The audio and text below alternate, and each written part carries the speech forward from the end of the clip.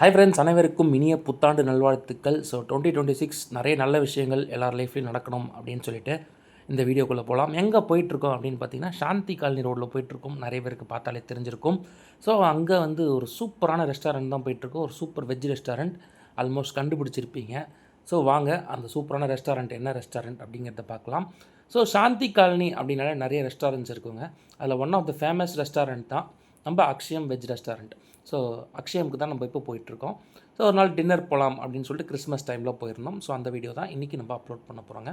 So பக்காவான car parking உங்களுக்கு கொடுத்துருவாங்க. சைட்லேயே கார் பார்க்கிங் இருக்கும். அதை தாண்டி உங்களுக்கு பைக் பார்க்கிங் அந்த ஹோட்டலுக்கு முன்னாடியே நீங்கள் பார்க் பண்ணிக்கலாம். ஸோ ஹோட்டலுக்கு வந்தாச்சு, ஸ்ரீ அக்ஷயம். இங்கே வந்து பார்த்திங்கன்னா ஃபுல் அண்ட் ஃபுல் வெஜ்ஜு. நிறைய பேருக்கு பிடிச்ச ஒரு ரெஸ்டாரண்ட் அப்படின்னே சொல்லலாம். அண்ணா நகரில் one of the best. Quality வைஸும் சரி, ப்ரைஸ் வைஸும் சரி, ஓரளவு டீசெண்டாகவே இருக்கும் அப்படின்னு சொல்லலாம். ஸோ அந்த ரெஸ்டாரண்ட்டுக்குள்ளே போயிட்டோம். ஸோ ஒரு 6:30க்கு போயிட்டோம். 7 o'clock தான் வந்து சைனீஸ் ஐட்டம்லாம் இருக்கும் அப்படின்னு சொன்னால ஃபஸ்ட்டு ஒரு காஃபி ஆர்டர் பண்ணோம். ஃபில்டர் காஃபி ஆர்டர் பண்ணியாச்சு. ஸோ ஃபில்டர் காஃபி நல்ல ஸ்ட்ராங்காக போட்டு கொடுத்துருக்காங்க. அதான் பார்க்குறீங்க. சும்மா அதை ஆற்றி எங்கள் வீட்டில் குடிக்க ஆரம்பிச்சிட்டாங்க. நல்ல சக்கச்சவந்தம் ஆன மாதிரி கரையல்னு இருக்குது காஃபி. ஸோ அதை போட்டு குடித்தாச்சு. அதுக்கப்புறம் ஃபஸ்ட்டு ஒரு ghee roast. So ghee roast கோபுரம் மாதிரி வந்து அடிக்கிட்டாங்க. ஸோ குழந்தைக்காக வாங்கினது. ஸோ குழந்தை அதுக்காக வெயிட் பண்ணுறாங்க. ஸோ சட்னி சாம்பார் 3 வகை சட்னி சாம்பார் கொடுத்துட்டாங்க. அது ட்ரை பண்ணோம். வேறு லெவல் டேஸ்ட்டுங்க. அதுக்கப்புறம் ட்ரை பண்ண ஒரு விஷயம் தான் இந்த பொடி தோசை. எல்லாத்துலேயுமே நெய்யை அள்ளி ஊற்றுறாங்க. அது இல்லாமல் இங்கே சட்னி சாம்பார் எல்லாமே தரம். அதுவும் பற்றிலையும் அந்த வேர்க்கடலை சட்னி வேறு லெவல். சரி நம்ம ஏன் சும்மா இருக்கணும் 7 மணி வரைக்கும் அப்படின்னு சொல்லிட்டு வாங்கின ஒரு விஷயம் தான் சாம்பார் இட்லி. ஆனால் இங்கே சாப்பிட்டுலேயே எனக்கு ரொம்ப பிடிச்ச விஷயமாக அமைஞ்சிச்சு இந்த சாம்பார் இட்லி. செம்மையான டேஸ்ட் கொண்ட ஒரு சாம்பார், நல்ல ஃப்ரெஷ்ஷான ஒரு கோகோனட் சட்னி, வேறு லெவல் டேஸ்ட்டுங்க. அடுத்து பரோட்டா ஆர்டர் பண்ணியிருந்தோம். பரோட்டா இங்கே எப்போயுமே நல்லாயிருக்கும். அது கொடுக்குற அந்த கிரேவி, அதாவது குருமாவும் சூப்பராக இருக்கும். நல்ல சூப்பரான ஒரு பரோட்டா, அதுக்கு சூப்பரான சைட் டிஷ் குருமா, கூடிய ரைத்தாவும் கொடுத்துருவாங்க. எல்லாமே டேஸ்ட்டில் வேறு லெவல். அதுக்கடுத்து ஒரு வெஜ் பிரியாணி அப்படின்னு கேட்டிருந்தோம். வெஜ் பிரியாணியில் இவங்க எண்ணெய்லாம் ஊற்றுறதே இல்லைங்க. ஃபுல் அண்ட் ஃபுல் நெய்லேயே தான் சமைக்கிறாங்க. அது செம்ம டேஸ்ட்டு. அதுக்கப்புறம் ஆர்டர் பண்ணது கோபி 65. கோபி 65 வந்து பார்த்திங்கன்னா நம்ம நார்மல் தான் ஆர்டர் பண்ணோம். இங்கே நார்மல் கொஞ்சம் அதிகமாக இருக்கிற மாதிரி 2 வெரைட்டி வச்சுருக்காங்க. கோபி 65 நல்ல டேஸ்ட்டும் சரி, குவாலிட்டியும் சரி தரமாக இருந்தது. ஸோ இதெல்லாம் சாப்பிட்டு முடிச்சதுக்கப்புறம் சில்லி பரோட்டா வந்துச்சு. ஸோ முதலே சொன்னோம் இது கொஞ்சம் லேட்டாக வந்துச்சு. ஆனால் டேஸ்ட்டு வேறு லெவலுங்க. லேட்டாக கொடுத்தாலும் டேஸ்ட் வைஸ் கலக்கிட்டாங்க அப்படின்னே சொல்லலாம்.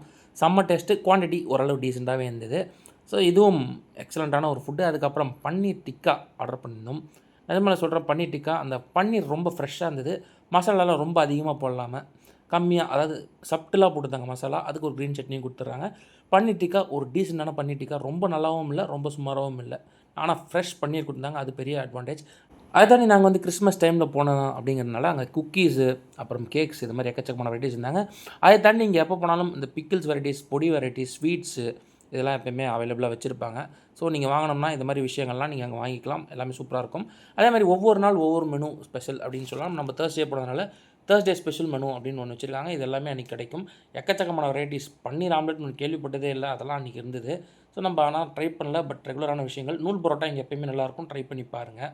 அதுக்கப்புறம் ஐஸ்கிரீம், சாக்லேட் ஐஸ்கிரீம் வந்துருச்சு. ஸோ குழந்தைங்களுக்கு 2 சாக்லேட் ஐஸ்கிரீம் வாங்கியாச்சு. குவாலிட்டி வேறு லெவல் ஐஸ்கிரீம் இது. ஆனால் இதெல்லாம் விட பெஸ்ட்டு கடைசியாக வந்தார் தான் இவர், ஃபலூடா. ஸோ ஃபலூடாவோட டேஸ்ட்டு வேறு லெவல். எல்லா ஐஸ்கிரீம்ஸ்லாம் போட்டு, ஃப்ரூட்ஸ்லாம் போட்டு சும்மா தரமான ஒரு ஃபலூடா கொடுத்தாங்க.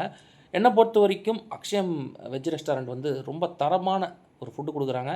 அந்த குவாலிட்டியில் அவங்களை அடிச்சிக்கவே முடியாது. ப்ரைஸ் வைஸ் ரொம்ப அதிகம்னு சொல்ல முடியாது, ரொம்ப கம்மின்னு சொல்ல முடியாது.